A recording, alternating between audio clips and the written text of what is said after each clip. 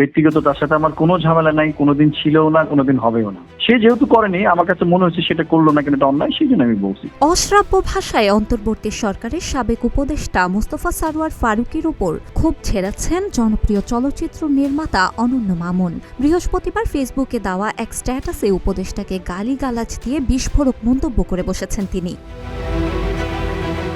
অনন্য মামুন তার পোস্টে লিখেছেন, ফারুকী আমাদের শিল্প সংস্কৃতির 12টা তো বাজিয়েছেনই, সাথে বইমেলা, 21শে পদক, শিল্পকলা একাডেমি, জুলাই জাদুঘর এগুলোর অনিয়ম নিয়ে কথা নাই বলি।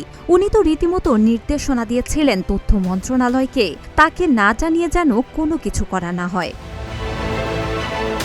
রামিসার মতো একটা বড় জাতীয় ইস্যু নিয়ে ওনার কোনো কথা নাই। ঘণ্টায় ঘণ্টায় নিজের সাফাই গাওয়া লোকটা কেন এত নিশ্চুপ? নাকি রামিসাকে নিয়ে কথা বললে কোনো রাজনৈতিক পদ পাওয়া যাবে না, তাই তিনি নিশ্চুপ? সেই প্রশ্নও তুলেছেন অনন্য মামুন। শুধু তাই নয়, তিনি স্ট্যাটাসটি শেষও করেছেন ফারুকীকে গালি দিয়ে।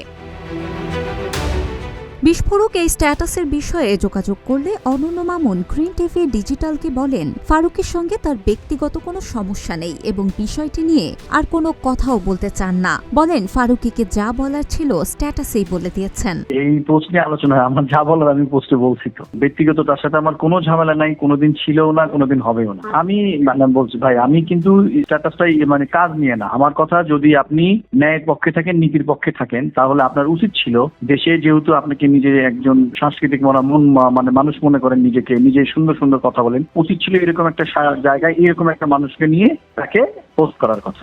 সব মিলিয়ে ফারুকীকে উদ্দেশ্য করে দেওয়া অনন্য মামুনের স্ট্যাটাস রীতিমতো ঝড় তুলেছে চলচ্চিত্র অঙ্গনের গণ্ডি পেরিয়ে দেশের রাজনৈতিক অঙ্গনেও। বিনোদন ডেস্ক, গ্রিন টিভি ডিজিটাল।